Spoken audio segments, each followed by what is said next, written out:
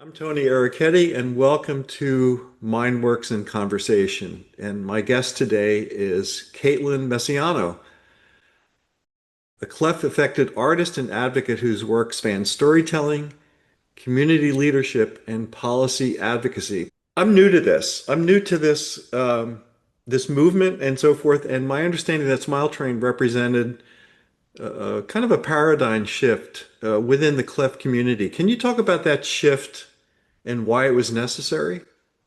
Sure. Just a brief background about Smile Train. It's a nonprofit organization, and the main focus of their mission is providing cleft care to those who need it around the globe. The way that they decided to do it, which was a little bit different than maybe things had been done in the past, is they use that teach a man to fish model.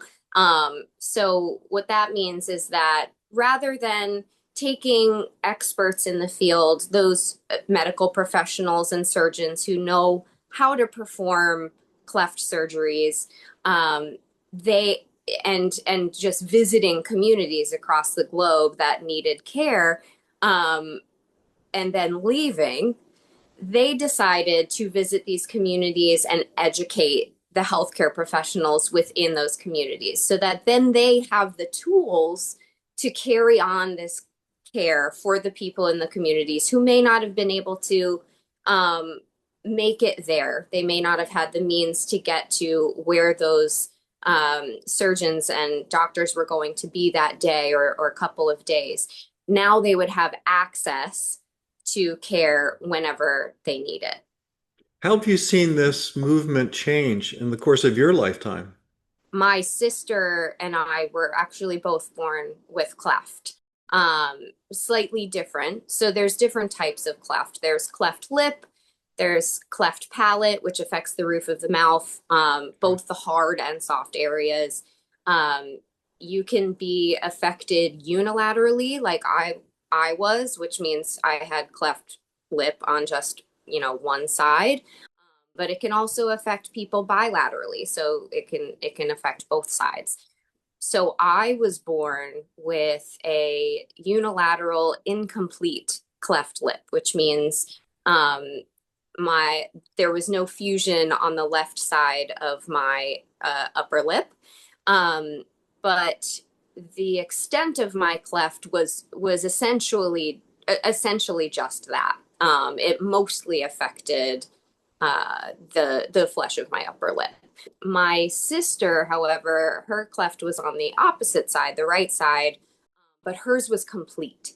So that means that not only did her the tissue of her lip not fuse, but she also did not have fusion all the way under Hmm. into her upper jaw. So she had a fusion surgery as an infant, like I did, but she had to have follow-up bone graft surgery where they took bone and marrow from her hip and transplanted it into her upper jaw to close that gap there as well. The way things have changed in my lifetime and in my experience, my sister and I were fortunate to have access to care. There was a doctor, Dr. Kim, who was operating out of St. Charles Hospital on Long Island, and that's where we received our surgeries under his care. And he was a bit of a pioneer in the field, actually, according to my mom.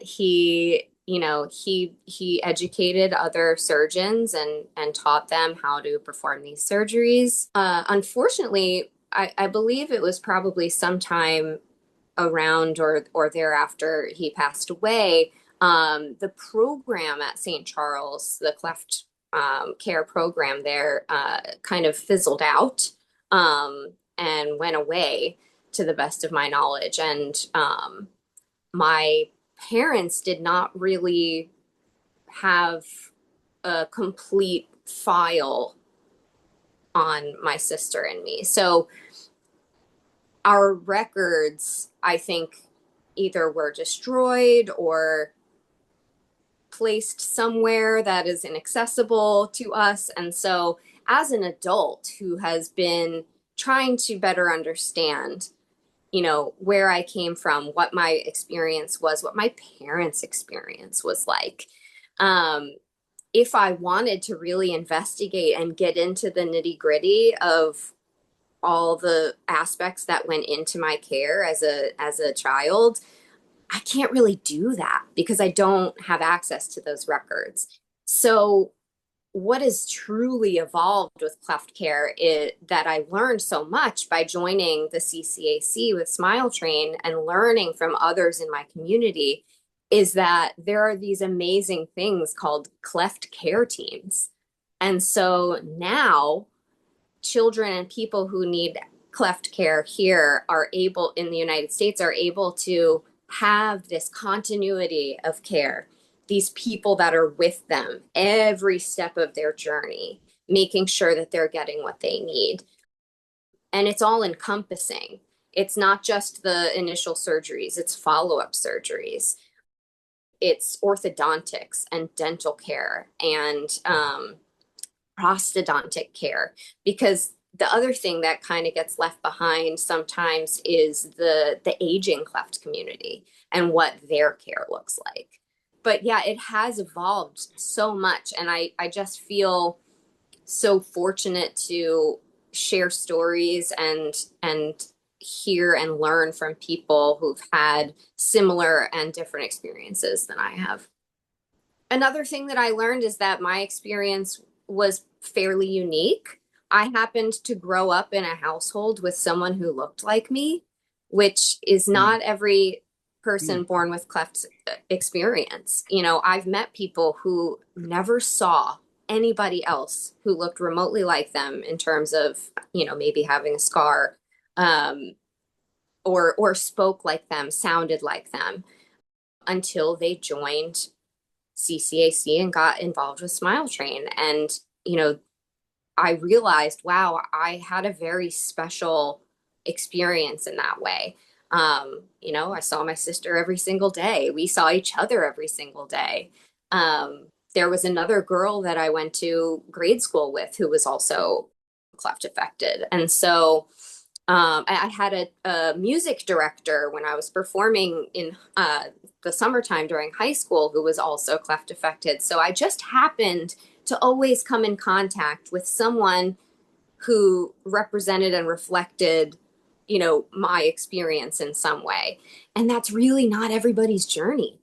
So I've done a lot of listening and hearing from other people that I had a really special um, coming up experience because I was communicating and seeing people who looked like me, and representation is so important. I had my closure surgery as a baby, and I was about 10 months old. My little arms were wrapped with surgical tape and had tongue depressors on them so that I couldn't bend my elbows and touch my face so that I could Mhm. heal properly.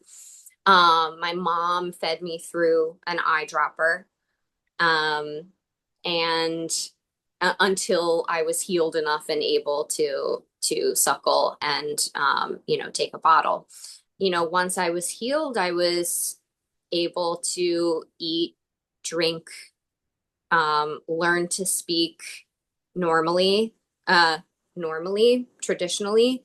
Um, I played a brass instrument. I played the French horn in high school, which calls for the player to buzz their lips together. So to have like the ability to form an appropriate embouchure is what you call like the position of your lips. It was actually incredibly amazing. I did have braces. Um, I have a tooth on the side of my cleft that, I lost my baby tooth. The adult tooth came in, but there was another full grown adult tooth behind that. So I had to have surgery to have the other one removed. Once the other one came in, it's actually like a third front tooth instead of, what Mhm. mirrors on the other side. So that's always been a little bit special, has affected my bite. Um, I ended up having to have braces again because, the way that my wisdom teeth were trying to come in was this way instead of Hmm. this way or this way. I remember the day that I walked out of the orthodontist's office because it just felt like they weren't listening and they weren't hearing me and they weren't understanding my pain and what I was trying to communicate to them that I felt that I needed. And I I don't know was how much they were at fault by either choosing not to listen or just not fully having the training and understanding of what someone with cleft needs from a care team. So while I did have some access to necessary cleft care, there are definitely holes. And so I'm looking forward to kind of filling in those gaps and those holes and um, making sure that myself and my sister have access to what we're going to need as we continue to age and change. One of the things that you said was that you grew up in a family where your sister also had similar condition, and that you also came in contact with people that were cleft affected. And one of the things that really interested me in talking with you was this idea of appearance. How do people approach you? And I'll just tell a personal story. I had an older brother who was in a serious car accident, really sustained a really serious facial injury. Mm. And as a young kid, his scar didn't bother me, but I noticed people looking at him in ways that they were, appalled, shocked, what have you. For me, it was normal. I was only 3 or 4 years old when this accident happened. I was there. I don't remember it, but I just became interested in how people respond to others with injuries. I was wondering how did people respond to you as a child? Do you have any memories of that? What made it so ultimately jarring and it stuck with me the first time that I had like a truly negative experience, Hmm. out in the world, outside of the safety of, representation within my home. I was at the grocery store with my mom. I was very young. I'm not exactly sure how old I was, but I was very, very young. And we were at the checkout counter, and the woman behind the counter was ringing us up. And then she looks down at me and she goes, "Oh no, what happened? Did mommy hit you?" And I just was like so shocked and frozen for a moment. And I remember looking up at my mom for like, make sense of this. What does this mean? What is she talking about? And just kind of seeing that heartbreak and shock in my mom's face, and I remember looking back at the woman and being like, no way. No way. And, I think my mom chose not to truly confront and let the woman have it. At least I don't remember that part.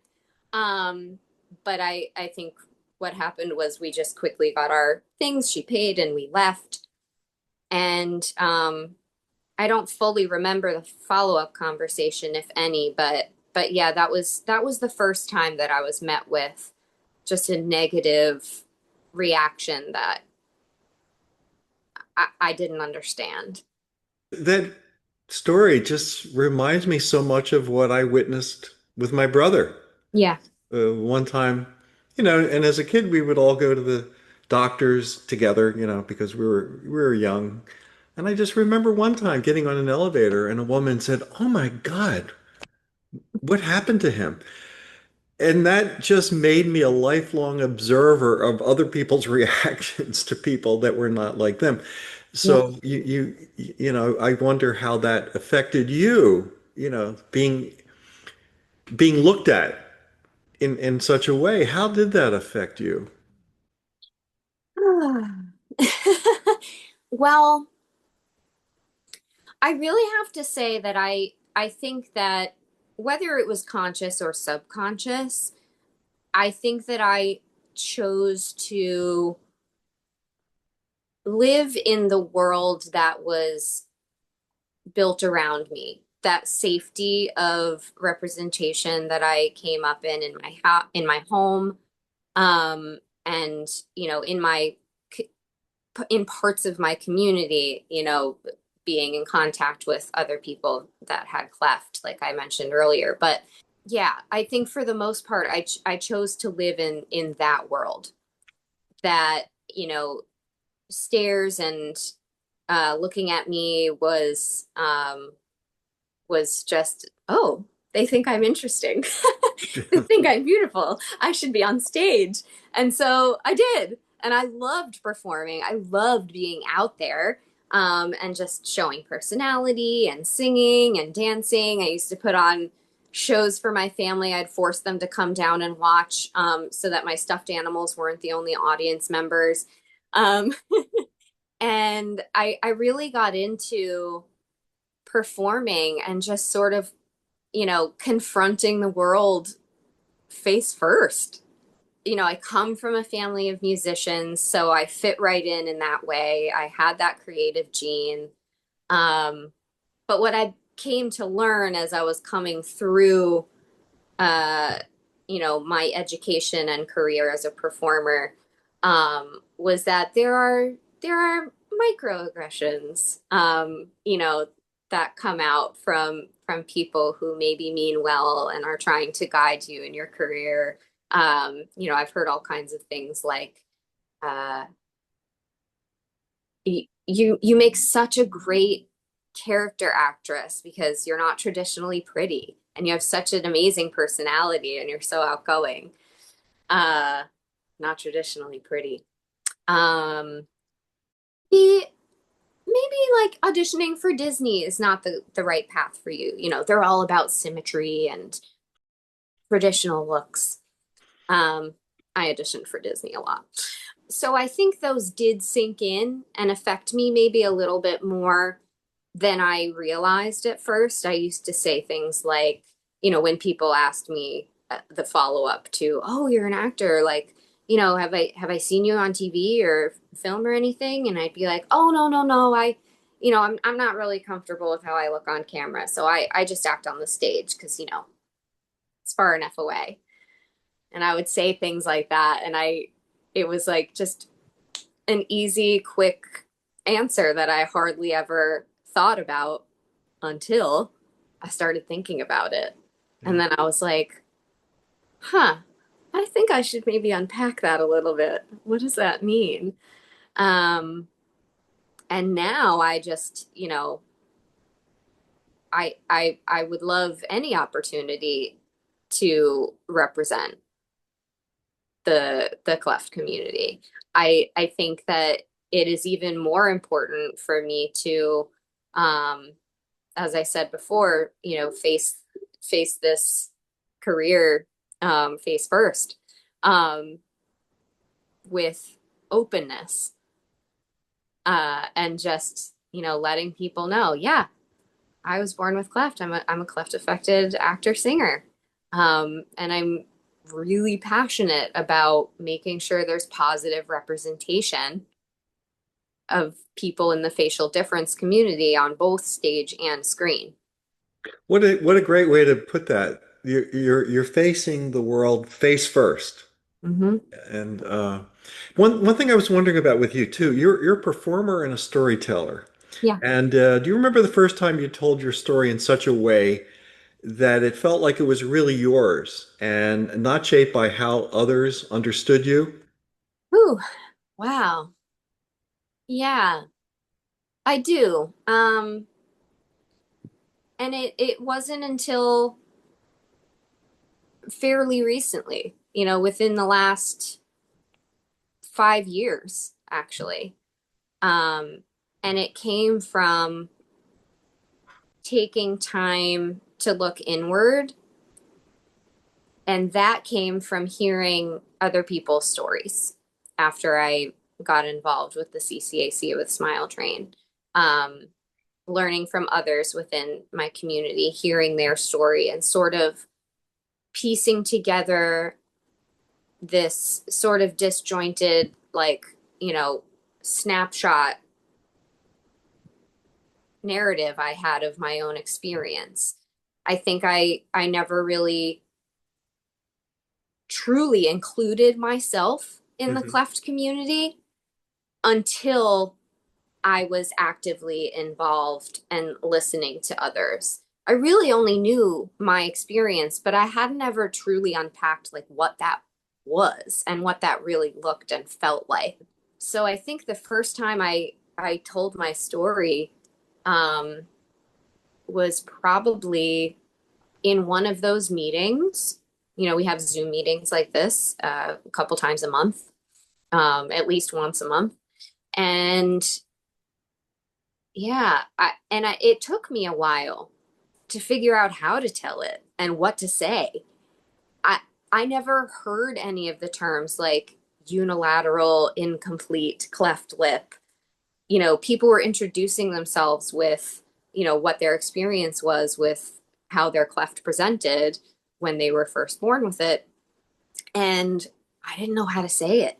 I didn't know what to say. And I was like, I remember texting my mom, like, below the camera being like, "Hey mom, like what's my cleft called?" And she was like, "What?" Because she didn't really know either. So there's just been such this like growth and evolution in language about it. Um, and that really helped me form my narrative and tell my story. And I feel fortunate that I was able to figure that out and have some missteps surrounded by people who understood my experience. You bring up something that's really fascinating too, that makes me wonder about how we come to know ourselves. Do we come to know ourselves better by hearing the stories of others? And I think that's what you're saying, that hearing the stories of others really helped you to reflect upon your own experience. Absolutely. I mean, we've heard this phrase a lot, especially over the last few years, that representation matters. Right. And, you know, I feel like it's lost some of its power, maybe in its repetitiveness, but I've come to like truly understand it because it's so rooted in truth. It's so factual. Representation really, really matters because until you see yourself reflected, both, visually, but then also in the storytelling of experiences, lived experiences, Right. you're able to sort of catalog and take stock of what your own experiences were. Was it similar? How was it different? How did I approach a situation like that? How did others approach and perceive me? And yeah, so I think that that's totally accurate. One other thing I really wanted to find out too is we work together in a patient simulation program at Yeah. SUNY Downstate Medical School. I really wonder about how your experience affects your work with medical students and what you're what you hope they will gain from your experience with them. My experience as a standardized patient has been interesting because when I first came into it, you know, uh, it was still just coming back into in-person things from COVID. And so masks were mandatory. So I was taking on these personas of these patients from the case portrayals, and um, the students were only seeing this much of me. So I was really able to totally inhabit these other people, these patients, without them seeing that Caitlin, who's pretending to be these other people, is actually a cleft affected person. And so I found that it was actually easier to answer questions like, have you had any surgeries, as the patient, and say no, because I was behind this mask. Mm-hmm.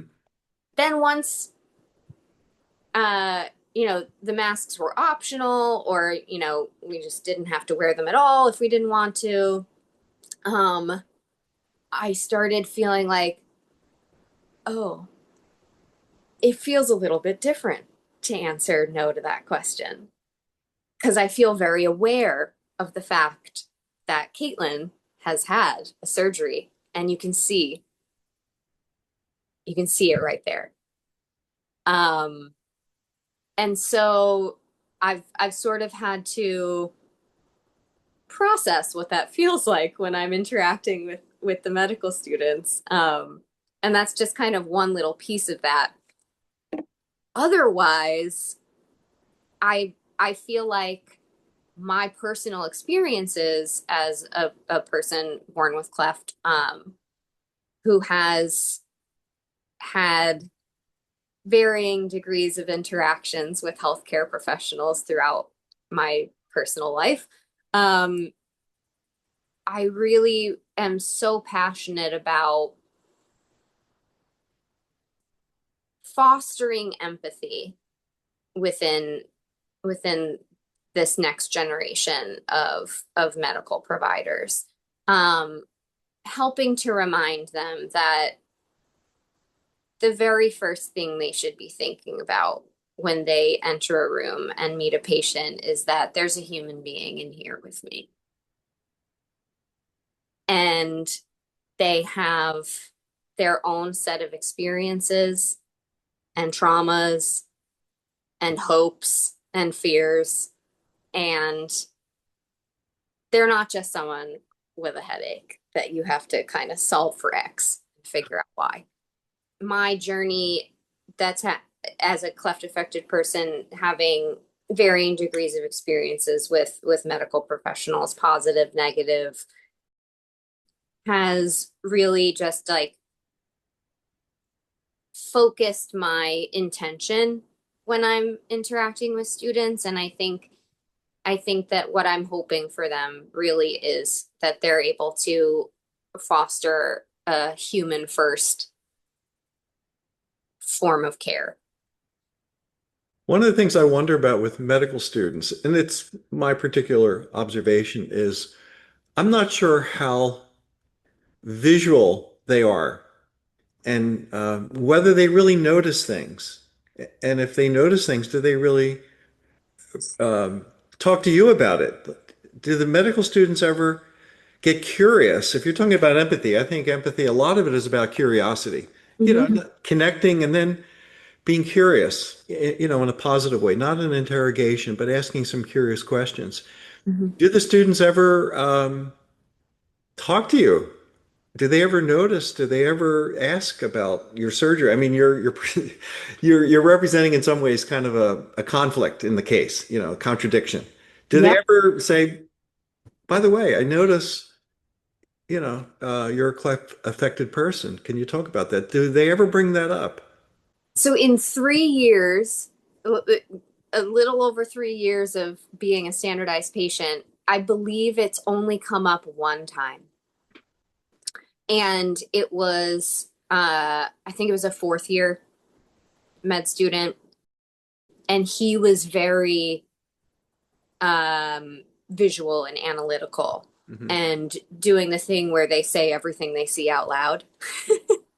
And so he actually was the only person to this day to say, I'm observing you, I'm looking at, this, I see some freckles here, I see some discoloration on this part of your arm, or like whatever it was. And he's like, and I see a tiny scar here. Anything about that I should know?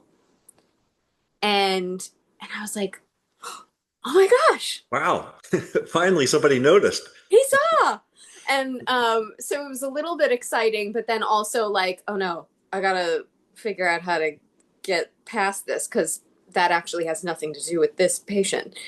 So I just, sort of broke the fourth wall for a brief second and just said, it's not relevant to this case. So, um, and then, he moved past it. That was an interesting experience because it really was the first and since only time that someone pointed out, my scar and asked about it in the confines of a case portrayal. So then it got me thinking like, hmm,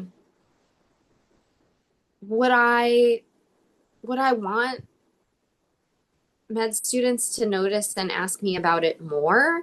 Or am I kind of relieved when they don't because I don't have to try to figure out a way to hide that part of myself because it's not relevant to the patient that I'm portraying.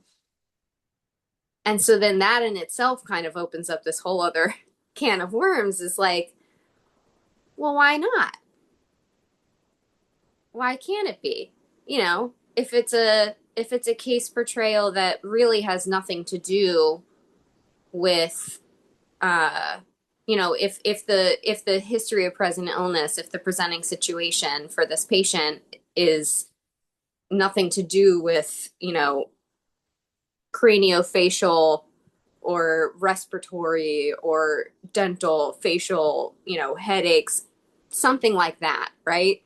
Um, if it's somebody coming in with, like appendicitis or something, like Right. why can't my visual representation be represented within the case in a truthful way and part of that patient's medical history? Like, yeah, I had cleft surgery as a baby.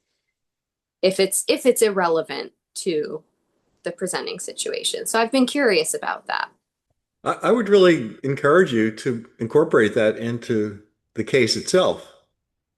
If it doesn't have anything to do with, the presenting situation, because it's so important around perhaps the issue of providing feedback to the students. What Mm-hmm. did you notice? Not that it has to be the number one thing you bring up, but they're really tasked with not only asking questions, but looking at the patient, Mm-hmm. seeing things that are really perhaps obvious and addressing those things and not just going down this list of questions. So I don't have a problem with you, bringing that up if it ever gets asked again. And it doesn't surprise me that only one person has addressed this in so many years because I just don't know that they're really, unless you're a dermatology, person, I'm not sure how observant they are. It's something that doesn't get addressed a lot, I Yeah. think, in this work. So often I feel like I'm not able to share that part of myself, and I just feel so curious to know what these medical students even know about cleft. Right. Where does it come in their education? Is it anywhere in these formative years of their medical education, or is it saved and tucked away for those who choose to go into a specialty that would come in contact with it? Are they informed of cleft? I have no idea where in their education it comes in. And so I was just really thinking about that and I was curious about it. So, I think it's a great question. I'm not sure myself. I guess I'm concerned that if it wasn't addressed, um, does it constitute a form of denial of the patient? mm-hmm. And so therefore, I would really encourage you, if they ask about past surgeries, to give it up. I mean, we could talk about that. But I just think it's important that they see you as a person for who you are and not have to fantasize that you're actually a person that you're not. You know, we do these objective, structured clinical exams, and I don't think it's about evaluating the student's ability to fantasize who you're supposed to be based on the presenting information. Yeah. So I feel really strongly that you should just be, you know, what they see is what they're dealing with in reality and not have to pretend something. Hmm. That makes sense? Yeah, definitely. Thank you. Yeah. And I don't know that it is taught, except as you're saying as a specialty. Yeah, I don't Issue. know. Yeah, I don't know either. Good question. I've one more thing to ask you though Sure. about if you could change one thing about how cleft is represented in medicine or in culture, what would it be? Ooh, yeah. Culture. Ding ding, culture. Um, so I mentioned this before.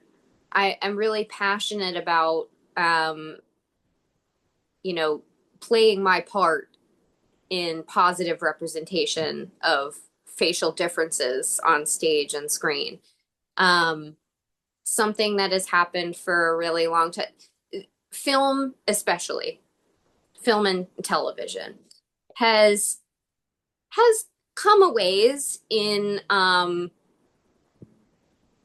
adjusting to cultural norms and acceptability and how how certain how certain things about people are talked about and touched upon within narratives. Um, it's not as acceptable to negatively portray people, who are different in many ways. However, facial differences are still very closely associated with horror, the villains, um, immense tragedy. And so I I hope that by exposing my appearance on, stage, hopefully screen, um, in just like regular storylines, and I'm a nice person, or I'm a person with relatable issues, um, and not the bad guy. Um, I just hope that it will become more socially accepted and positively represented. So, there was actually an open letter in, I think it was Variety. I don't want to misquote the publication, but there was an open letter published recently. Um, a call to arms, so to speak, a call to accountability, actually, is a better way to put it, to the film and TV industry to, like, cut that out. Come on, guys. We should be knowing better than this by now. Um, we don't have to name the bad guy in the kids movie Scar. We don't have to cast people in movies that are not a part of the facial difference community and put prosthetics on them and portray them in a negative light as the bad guy, or for shock value in a horror film. Um, we don't have to do those things. Let's not do those things, because guess what? People who've never seen someone who look like them in their everyday life are seeing these things. And on some level, they're absorbing that looks like me. And that's the bad guy. or that's the scary person. And that matters. Well, thanks so much for this conversation, Caitlin. I really appreciate your openness to talking about this and also sharing this information. I didn't know that much about the clef affected community myself. So I really thank you so much for sharing this with our community. Thank you so much for giving me the platform to talk about it. Really, really appreciate it.